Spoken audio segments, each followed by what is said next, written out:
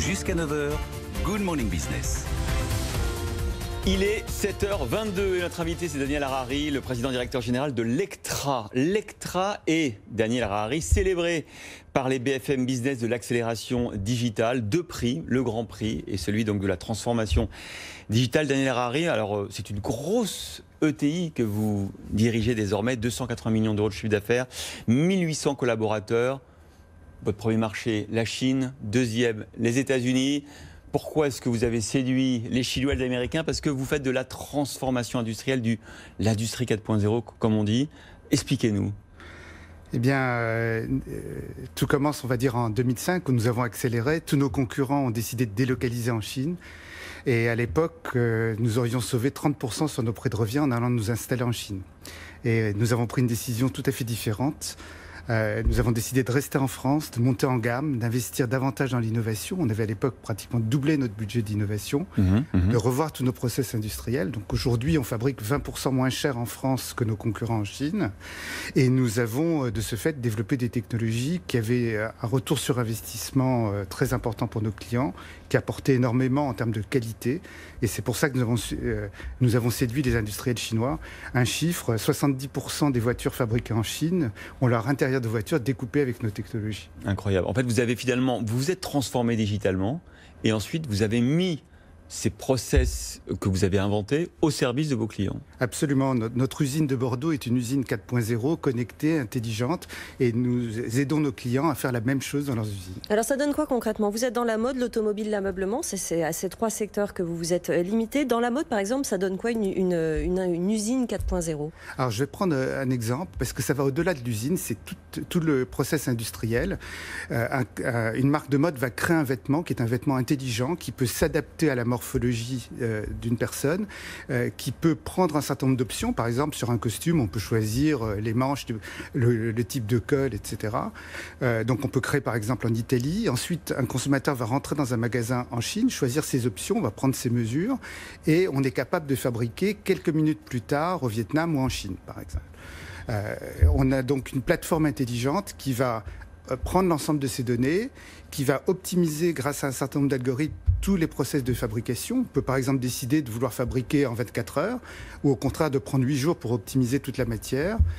Et puis, donc, l'ensemble est automatisé de la création à la fabrication et l'usine est connectée aux consommateurs et aux créateurs. Alors, on pourrait se dire que justement, cette capacité désormais de l'industrie 4.0, vous l'avez bien décrit, de s'adapter à chaque demande, à chaque client en particulier. Est-ce que là, vous avez un discours très global, c'est-à-dire que on design en Italie, on fabrique au Vietnam, on vend en France.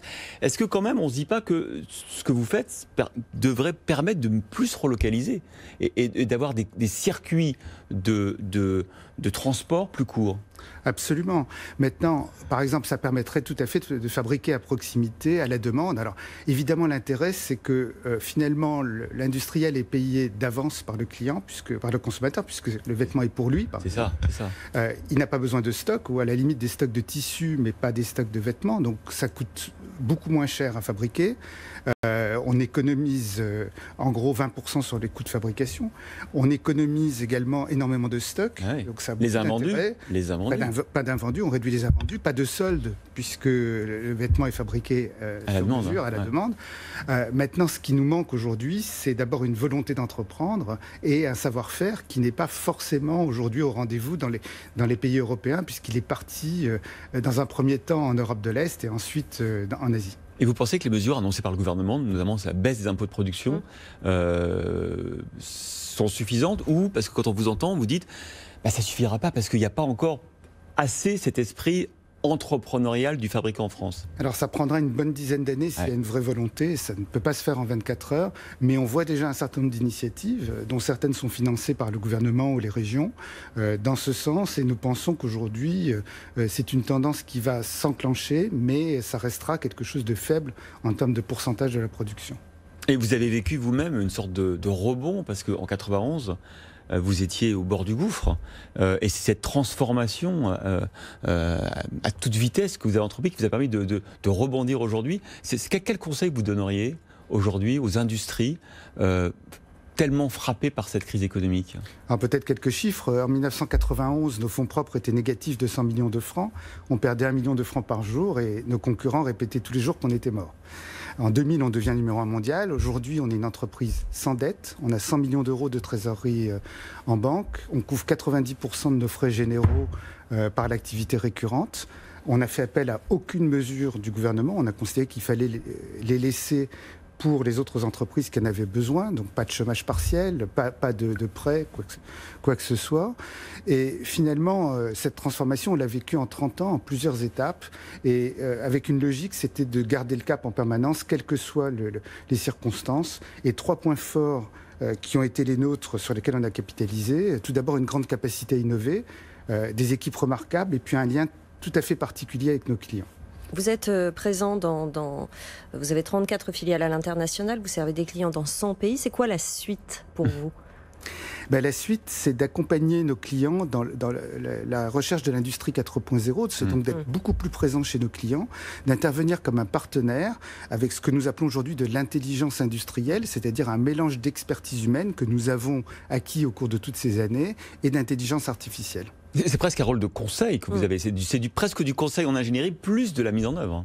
Je dirais que c'est du conseil 4.0. On s'est rendu compte que du conseil qui était du temps passé n'était pas la meilleure solution. Donc en fait, on s'appuie sur nos technologies, on s'appuie sur des algorithmes et on aide nos clients à monter en puissance dans cette quête de l'industrie 4.0. Votre technologie, pour bien comprendre, c'est effectivement les capacités de traitement de la donnée, du design, ou c'est aussi des machines? Alors en fait, on a 4 technologies qui sont combinées.